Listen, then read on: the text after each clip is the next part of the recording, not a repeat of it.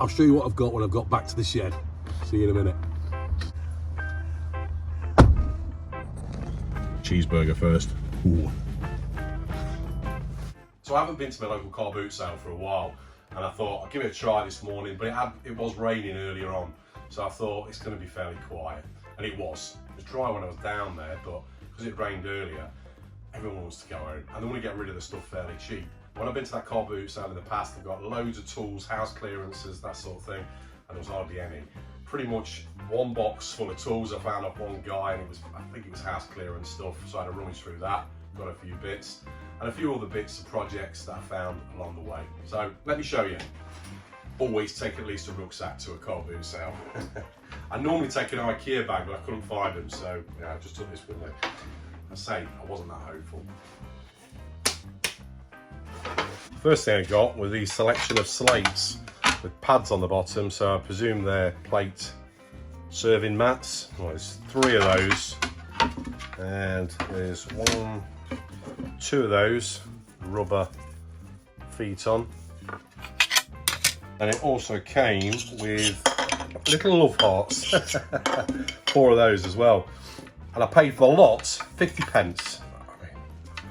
You can't go wrong, can you? I was going to use them in my bar kitchen, so if I make like an A-frame board, an A-frame outside, and I can attach these to it either on a board itself or with chains, and I can write, when I'm having events like parties for family and friends, I can write pizzas on there, or I don't know, cheeseburgers. I can put anything on there for what I'm making for that day, so I think that'll look good. And then I can put drinks on there as well, and I can attach them around the bar kitchen. They'll come in handy. 50 pence, can't go wrong. Right, what's next in my bag of goodies? Door handles. With plastic stems on there. They're like a brass coating, but the plastic. Wooden handle, of course. And I'm thinking I could paint them up. I don't really like brass. Some people do, some people don't. I can use them on drawers and cupboards in the workshop, in the shed. Yeah, they'll certainly come in handy. So I paid £2 for them, which I don't think is too bad. What does that work out at? 33 pence each. Yeah, 6 of them. Yeah, about that. So yeah, pleased with those. Right, so come off there. But I'll show you on the front there. Camping Gas International. It's a heater. It's called I think it's called a baby heater. Gas canister goes on there. That clamps in underneath, and then it's got a regulator, of course, just there, and then that clips over the top. Let me fix that on. Something like that. I'm not sure, but I think something goes on that nozzle there to splay out the flame. But I'm not going to use this as a heater. I want to use it as a lamp. I was thinking of putting a vintage bulb in there, you know, one of those vintage filament ones. I've actually got some in my bar kitchen. Clean it all up, of course. And I like the rustic look of it. Mount a bulb holder in the middle and a small vintage bulb set inside there. Probably chop well, I might be able to utilise that actually to hang it somehow. I don't know, but yeah, that's my plan. Clean it up, put a bulb in there, wire it up, and a nice rustic vintage lamp. In fact, I could use that as a spot lamp somehow. Don't know. That's to come up in another video anyway. Right, what's next? I was down there and there was 1 box full of tools, and that was it out there. I think there's probably about 15 cars there altogether. I was looking for one thing in here that I actually picked up, which I was quite lucky to find. Whole lot for £3. So what we got? Firstly, a ball peen hammer. I've been after one of these. I did have one years ago, but I've misplaced it. I wanted one in this sort of condition because I want to clean it up, put a new handle in there. Made by Stanley.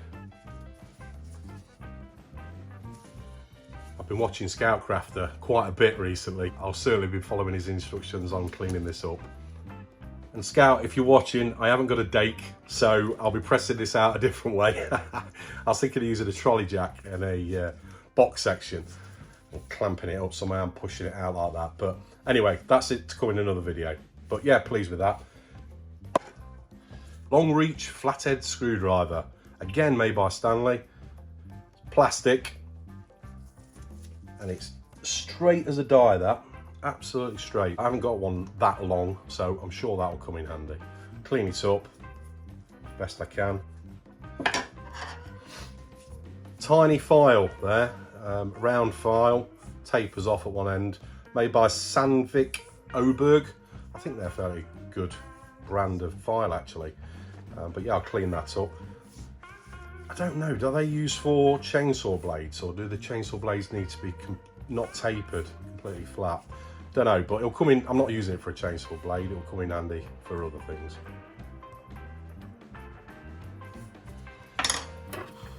Another screwdriver, X4-8. Look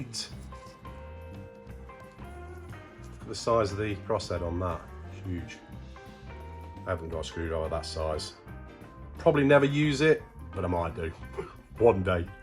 So yeah, I'll clean this up. The rust is inside the resin a bit there, but I ain't too worried. I'll clean it up anyway. Just a nice little addition to my tool collection. Gate catch. More love hearts, look. So that will sit in there. That will sit like that. The inside or outside. And then, of course, that will go on the opposite way, on the inside or outside of the door. A slot's just there through the door so that can slide through. So when that pushes up, it lifts that up. Now what I'm thinking of doing, I haven't tried this yet, so I've seen it a lot on YouTube, is soaking it in vinegar to get the rust off first. I've never done it myself, and I wanted to do a bit of an experiment actually, just to see how long it actually takes to soak something in vinegar. Monitor it day by day and just see if each day it's making more of an improvement. So yeah, I'll do that in this video actually. I'll pop it in some vinegar and then we can come back to it in a later video. So yeah, got that. That's part of the package for £3. And then just one more small file, slightly bent, but can knock that back into shape. Yeah, just to add to my collection of files. That lot, £3. Well happy. Check out Scout Crafter's channel as well. I'll put the link below. Fantastic. Every time he does a little project, it looks amazing. And his wealth of knowledge knows no bounds. Next, 3 vintage style lights on one stem. So it splits off into 3. 50p. The guy just wanted it gone. It's got one bulb in there. It's a SCS, I think. Small Edison screw. Oh, in fact, it's 2 actually, one at both ends. So one there, one there. I might repaint this. I think I will repaint it, in fact. Quite like the style. And I think I'll put it somewhere in the workshop, man cave. I may even put it in my bar kitchen. Get some new LED bulbs in there. Paint it up and away. 50p. Can't go wrong. I quite like that green that you used to use on these lights. I don't know the shade of green, it's like an olive green. And last but by no means least, a dual-faced clock. 1, 2, Kensington, London. The mechanics on it are probably broke. I could try them. They look fairly intact. It looks like no water's got to them. There's a slight break here. Plastic's broken out, but I can fix that easy enough. And then the face looks like it's laminated plastic or paper. I think what I'll do is take them apart at some point soon, get that bare metal, repaint it. Although I do like that patina. Obviously it's not very old, the sun that's made it fade. It's probably, I don't know, 10 years old, something like that. But it's strong, it's only a bit of surface rust. And then I can repaint the hands, clean all the plastic on the inside. I don't know how far I'm gonna go with it. That was, I don't know if I mentioned how much I paid for that camping gas lamp. I think that and the lamp was £3 altogether. So let's just say that's £1.50 and the gas lamp was £1.50 as well. So that's it, not too bad.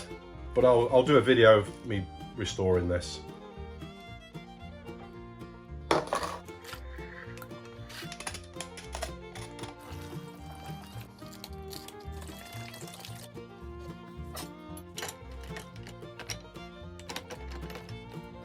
I think I'll put a few more rusty things in there as well to make use of it.